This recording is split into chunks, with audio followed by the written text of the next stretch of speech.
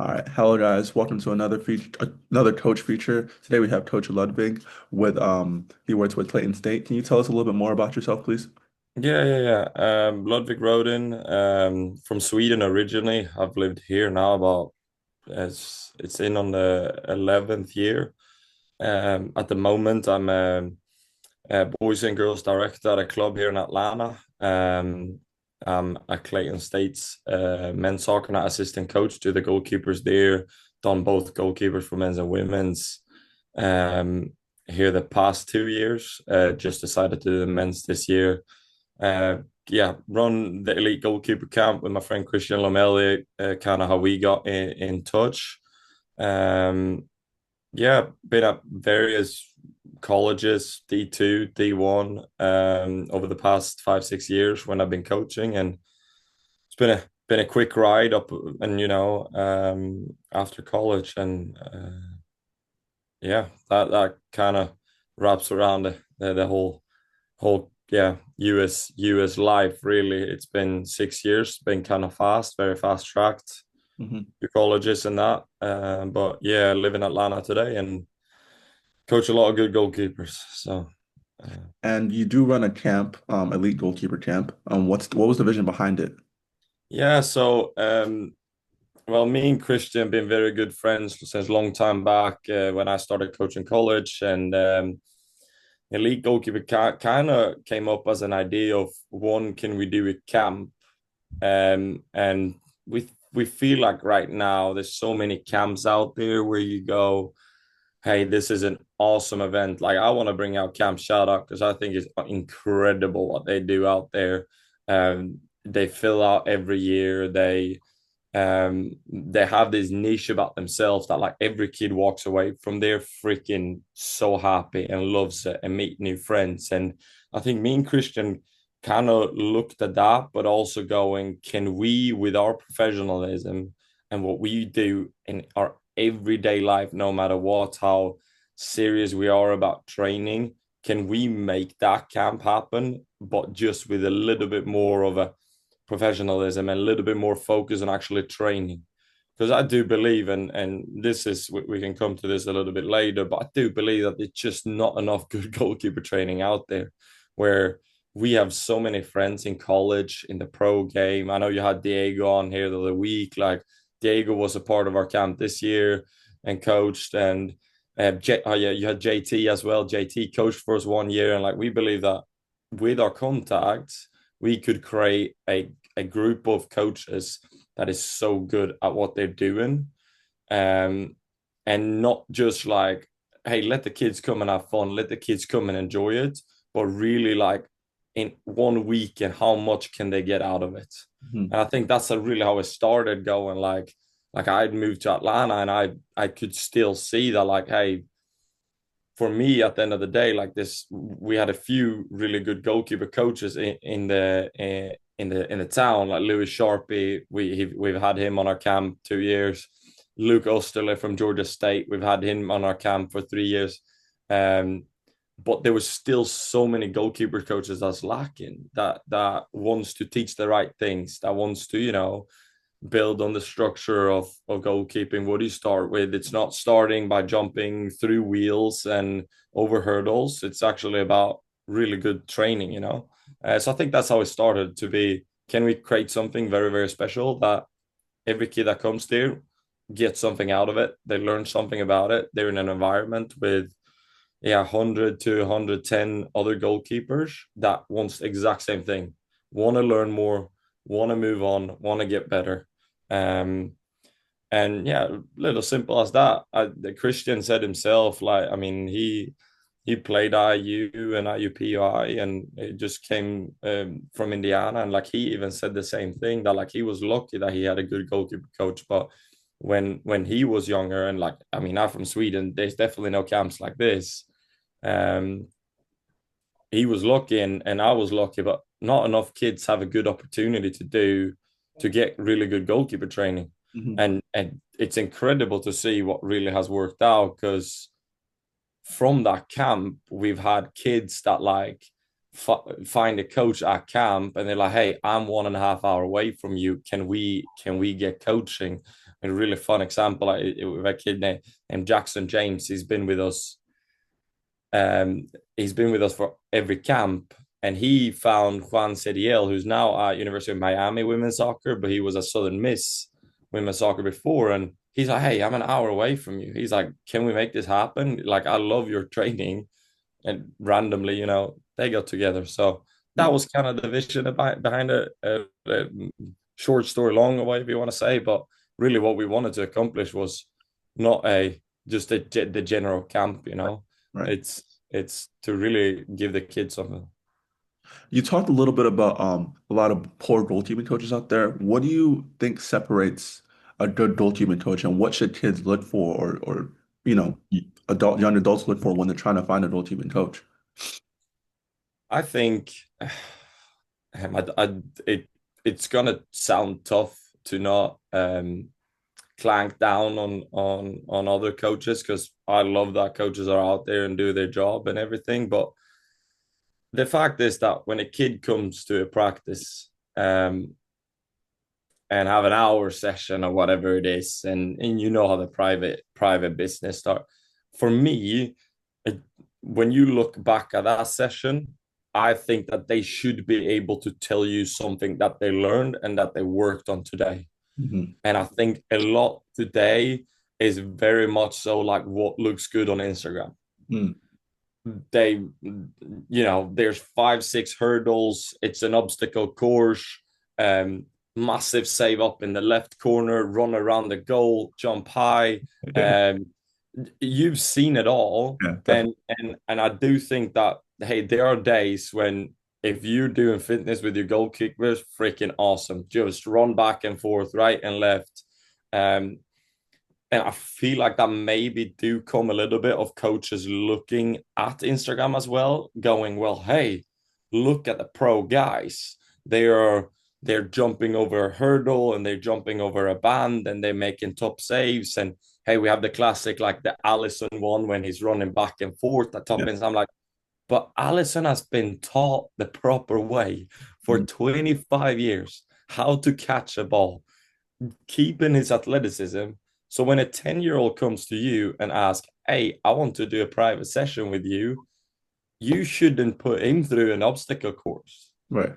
Me, you need to teach him technique. You need to teach him sets. You need to teach him angles. And I do think, like, if I look at a goalkeeper coach, and everyone has different ways. And I mean, yeah, quick, make an example of Camilo Clemson. He's one of the best coaches I've seen, but he has his style of very, like, jumpy and everything, but he teaches them the right moments and the right things at the same time, Mhm. which you need to be able to have a balance. I think that's what really, for me, is like what differs between really good coaches, like, say, for a coach that I would like to hire for my camp, or a coach that's like, all right, well, I know you're interested in working for us, but we are gonna go in a different direction, because it's not for Instagram we do it, it's for the kids. If you can't put away a camera and say, hey, you and me are gonna stand for an hour today, and by this hour, you're gonna feel like you have better hands. By this hour, you're gonna feel more comfortable in attacking the ball in space. You're gonna feel more comfortable in your set position. You're gonna feel more comfortable in angle shots. You just feel so comfortable in your set position, in Right. your angle, and dealing with the ball. That I really think that's the biggest difference for me. Mhm. Um, I don't, yeah, I'd love it, especially you, like, growing up here in Atlanta, and I mean, making it to a really big scene. What you feel the same, or? Definitely. I've worked with some good goalkeeping coaches. I worked a lot with, do you know Glenn Fox? Yeah, Glenn. Yeah, yeah, absolutely. I grew up working with Glenn Fox a lot, and then I Yeah. transitioned over to this person. His name was Chase Holland. But Okay. even then, like, I still wish I had, because a lot of foundations I didn't learn until college, which is kind of crazy. So I still wish I had a better system or a better environment growing up, because a lot of it was just raw potential. And I feel like I didn't really come into myself until really like my sophomore year of college. So Yeah. imagine the breakthrough I could have had if I was getting a lot more high end training. Let's say I was at Atlanta United Academy from like my sophomore to senior year, I believe I'd be a completely different keeper. Yeah. So it, it, Yeah, no, it I mean, like, yeah, it's so important. I mean, I coach two Atlanta United goalkeepers at the moment, privately on the side, and one of them just went into Atlanta United for their U13s, and one I've had for 2 years. He plays for the U14s, and massive potential. But like when he came to me, I'm like, man, this kid is tall, big, strong, but I'm like, he's just lacking in his like angle. Like I don't feel like no one's just worked with him in it, you know? Like, hey, where's your positioning? mhm. You don't know where your goal is. And that necessarily doesn't need to come to, oh, let's work in the goal. You can teach that in so many ways. And I mean, just his set position and hands have gotten so much better. So now we're starting to control it. Now he's like you're seeing the performances in his games. He's like, yeah, I feel much more comfortable, you know, everyone's praising him, and I'm like, but it comes with just consistent training and in terms of being in a good environment and having someone that maybe is a little over picky sometimes, you know, and just like, hey, we're not going to give up on this. We're going to continue to hammer it, and um, no, that's yeah, interesting that it takes to until college to get someone really good, which is sad, right? Like But it that's just really should be. Doesn't matter what club it is, there should be something out there around for you mhm, that is not too expensive either. That is affordable that you can come to and really learn. You know. definitely. Next question I have is like you've worked with a lot of goalkeepers. So do you that typically have like a favorite one that you've worked with so far and why? Or Oof. Yeah. Both really good question. I work with few. That's really good, and a lot has been. Well, I worked with Carlos Mercado. I'd say, I think he's on. I know he's on a senior contract at Orlando right now. I would say he's the third keeper. He plays for their MLS Next Pro, mhm, Orlando too. I worked with him at University of Incarnate Word. Um, I worked with Ryan Troutman very shortly at Des Moines Menace. He's at Louisville City. Um, I'd like to bring up them too as guys that just sucked information up. mhm, I came as just graduated, right, senior from college, my first coaching job, going to University of Incarnate Word. They're hiring me as a volunteer assistant to just do goalkeepers, and I'm like, you know, scrambling. I'm doing club on the side, you know, is the coaching grind, and every session I came, I had a plan, and Mercado was just dialed in. mhm, He listened. He wanted to learn, and I told him like from day one, I'm like, one, I feel like there's a reason I'm coaching. I have a lot of goalkeeping in me. I come from a really good school in Sweden. I've played at, I mean, you know, equivalency of a MLS club here. Like I played in the top academy in Sweden and backups to national team camps and everything. I feel like, I mean, maybe my 5'11" and athleticism. I mean, I'm athletic, but just not enough, right? I just feel like that didn't translate here in America because everyone looks for a massive tall big keeper, and I get it, completely get it, you know. And that's what I told him. I said, Ricardo, like if I had your size and if I had your athleticism, I said I do think I can become a pro. So I'm like, let's do it. Like I'm like, I think I can do it for you. Now I'm not saying he didn't have anything before, and it was much so like I'm stealing a quote here, but it was like keep giving oil to the Porsche, you know what I'm saying? Like just take care of the outside and everything will click. But one year there at Incarnate Word and having a plan every day with Mercado, and he was just so he soaked up everything in. There was never a like a I'm too good for you. mhm, He was just so dialed in and so appreciative that he had proper goalkeeper training. He was one. Ryan was the same. I came 2 weeks to Des Moines in the end of the season. He's had a keeper all summer, and then like goes first practice, just listens. He wants to learn. He wants to get better. mhm. Um, I had a goalkeeper here. I mean, I've yeah, I work with a lot of young keepers these days. I've lived in Atlanta 3 years, and apart from Clayton State, is more so that like kids come and goes. But we had Mauricio Uribe at Clayton State last year. I'm really fortunate. I speak to him every day about it. He's maybe just a hair too short, just a little less, not enough athleticism to really be a pro. He was down at Tormenta for 3 weeks, and I really thought they were gonna maybe sign him up. But yeah, it's just a part of it. He is now the assistant coach at UNG, but he was also a kid that's like, he comes in, it's like, no matter what, we could be really good friends on the outside. I could be an absolute, just rip him apart in session. Every day he wanted to learn. Every day he showed up and he's like, yeah, like, what do you think of this? What do you want to do that? I Mm-hmm. think those are the keepers. It's not necessarily one that's been incredible. You can just see a pattern Mm-hmm. of the keepers that are like these guys wants to do something with their goalkeeping. Mm-hmm. These guys want to become a pro. These guys want to get as best as possible. They're just so dialed in. They're so like a sponge, right? Like they just suck up all information. They ask questions. I think that's their favorite goalkeeper for me, Yeah, I get that. I really like, holy hell, like you just feel it. You're like, I'm coaching so hard on you because I know you can get it. And they don't flinch. They just go, yes, coach, this is awesome. Like, and I'm not the one that's like, I don't love the yes coach culture, but like it sure shows that like people that have been in it, they're so like open minded and wants to listen and wants to get better. Mm-hmm. Mm-hmm. Um, Next question for you is what type of goalkeeping style do you typically try to install in your keepers? Yeah, good question. I mean, breaking down goalkeeping styles for me, you have the very solid ones with their feet, very, simple goalkeeping. You have very athletic guys all over the place making massive saves. You have the loud ones. Like, there's so many styles, South American, for me, uh, if a very, very athletic kid comes to me, all I'm trying to do is trying to create a calm in the chaos. I try to get him to work on his set and work on his positioning and work on his hands while he still has the chaos, while he still has the being everywhere and massive saves all over the place. Um, I do think I tend to sometimes take away um,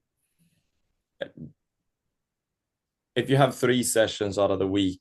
Now I'm mandatory always, no matter what. I do one crossing session a week, college level or kids, because we don't do it enough. We tend to just shoot balls, and then we like seeing the games. We're like, you have no idea what you would do on a corner. We have no idea what to do on a cross in between, defenders and strikers. So, yeah, coach's style is very like a very fast paced, but very controlled. Very much like working in position, coming from top, coming from in. Um, yeah, I mean, Christian says a lot to me. He's like he's joking around with other keepers, and he's like, oh, this session, Ludwig's structured session, knowing exactly what to do, is a lot different from other goalkeeper coaches. But I do believe that structure can get you so long, can get you so far, knowing what to do in the moments. And then for me, like last 10 minutes, I always try to create chaos and just like don't get away from that. Have balls moving around. If you have a session of 4 keepers, get your 3 keepers up on the top of the 18 and just go, hey, freedom, do whatever you want. Put a man in front of you. But yeah, a lot of structure, a lot of hands, a lot of movement, a lot of getting to set positions, deal with this shot, movement, deal with this shot. I don't think there's a really a good name for that, but Yeah. um, trying to explain a session with me. Yeah. Going off of that question, what is a piece of technique or a skill that is underrated or is not looked at as much? You talked a little bit about crossing, but is there anything else that goes under the radar when it comes to goalkeeping? Oh yeah, like I'm massive, massive fan of like good hands. And good hands for me is not just someone shooting a volley at you. It's the moments where it's like there's a ball right around your area and you're just managing the ball. Mm. Hey, the ball goes into a basket. Hey, you're just collapsing into it, taking it into your hands. That for me is so underrated. I feel like so many times, I mean, even in session and you're coaching and you're shooting a ball around an area and the keeper like saves it, right? And his best mate going, good save, Timmy. I'm like, hold on here. Like, now we got to go back. I'm like, that was right around the area of him. Mhm. If he had let his shoulders down a little bit, if his hands were high, a little higher up, I think he would have been able to manage that. I Mhm. think that's one big thing. I mean, for me, we get so many athletic kids these days that just that the ball doesn't stop at that. The ball always bounces off. It bounces off. Oh yeah, great save, great save, great save. You hear that so many times instead of yeah, hold on to that. Hey, Mhm. good hands. Mhm. And I think that one is the one for me. Like those are the kids that like really go somewhere. Or like because as a goalkeeper coach, recruiting and everything, like there's two things I tend to look at there. It's one, the athleticism, like is he strong enough? Is he fast enough? Can he get there? And then two, like if the ball gets smashed into you, you hold on to the ball. Mhm. Don't let it just bounce off you. You know, like I think every keeper can do that, but every keeper can't go like, hey, ball is close into us, that ball is held. Yeah, I get that. Curved cross away from us, that's not easy to deal with. Bam, simply collapsed, lock in. Mhm. Um, which was like we talk about like we shout hands, right? But it's really managing the ball. It's hey, can you hold on to it? What way can you find a way? Can you collapse in it, grab it into your hands? Oh, is that a basket? Can you shift your body behind? Um, Just level of control a keeper has. Control is a great word, right? Like there's so much just saving out there and moving and quickness and I get it as well because is you're looking at keepers that like can make saves and you want them to make saves, but not always is. I think the pro levels you have to have a big save, Mhm. but like if I'd look for like a say MLS next team, right? I would want a keeper that is so consistent. That's like, hey, yeah, like he has control over everything he does. He has a big save in him, absolutely, but like, does the ball just bounce off him? Oh, like you deal with situations again every time you rebound the ball, it's a new situation. Yeah. Which is like if in a session, and I always have a rebound, right? Like that could be a moving ball and everything, but the original one has to be like you want to hold on to this, and then we can add something after. Yeah. No, I get that. Um, I think you touched a lot about it. I was gonna ask you, what do you think separates a college from a grade one? But I think the level of control that you just said is the big factor for you. So I'm not even gonna go on about that question. So that leads me to my last question for you is what advice would you give to high school goalkeepers or people who just want to take their game to the next level, whether it's high school to college, college to pros? What advice do you have for them to keep going in their game and to ensure that they get to that level they want to be at?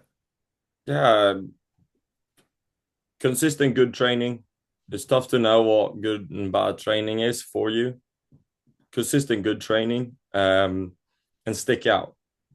I think a massive thing is like, I mean, you've been recruited to college, and I was recruited to college, and I never, I was never recruited in a way a little different and whatsoever. Like I never heard the word as like, oh yeah, you're average at everything or you're good at everything. That never happens. No one tells you when you get recruited that, oh, you're so good at everything. It's more so that like, hey, you have fantastic feet. Oh, you're super athletic. Like the balls you can get to, we don't have. Hey, we're trying to play out of the back, and we're a very possession based team. Like your feet will fit very very well in with us. Hey, you own your airspace so much. It's not a ball in the box that comes in that you're not getting.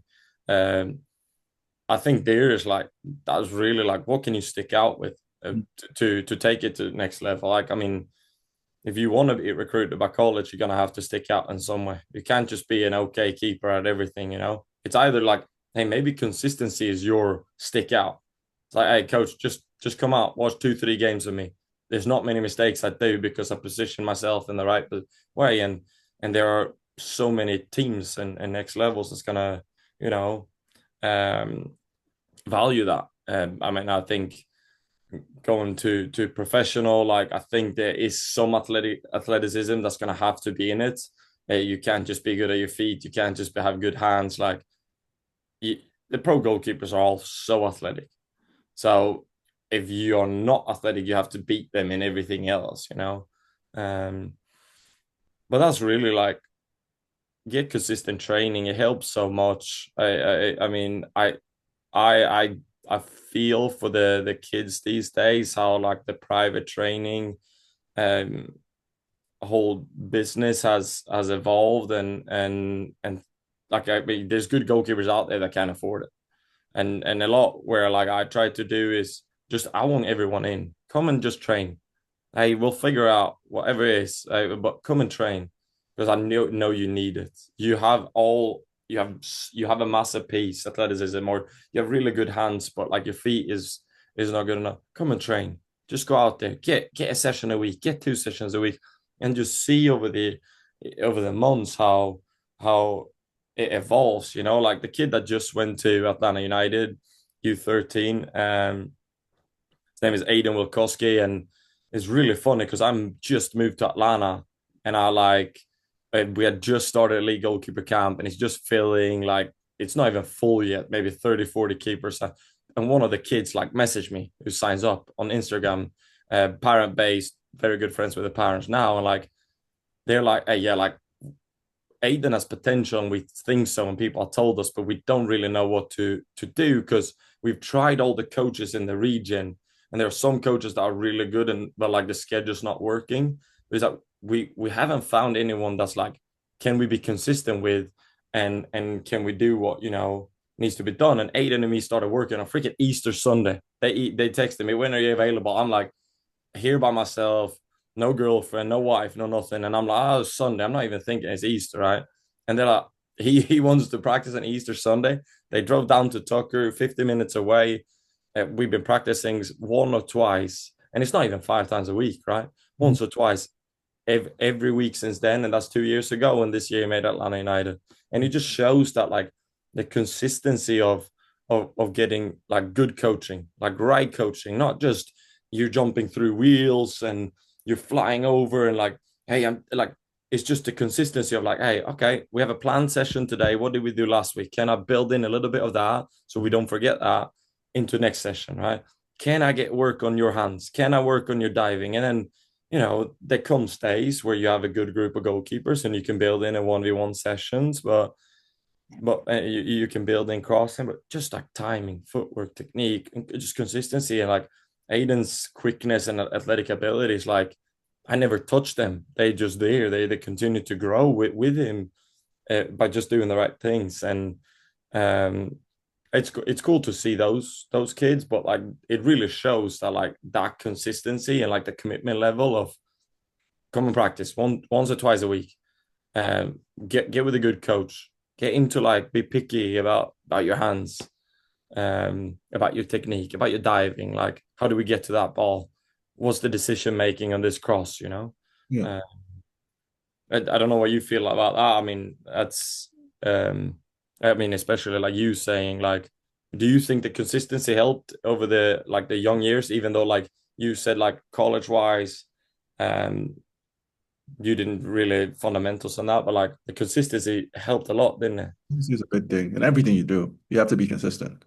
It's No, not about studies. You're not going to pass if you don't study every single day or more times often than not. It's just consistency needed in every area of your life. And I think that's what separates the people who want to take it far and the people who don't. How consistent are you at your craft? How much do you love the game? How much do you love the process? The process absolutely, is important. absolutely. So Yeah, yeah. It's hey, we're studying biology. You can't be reading a math book then.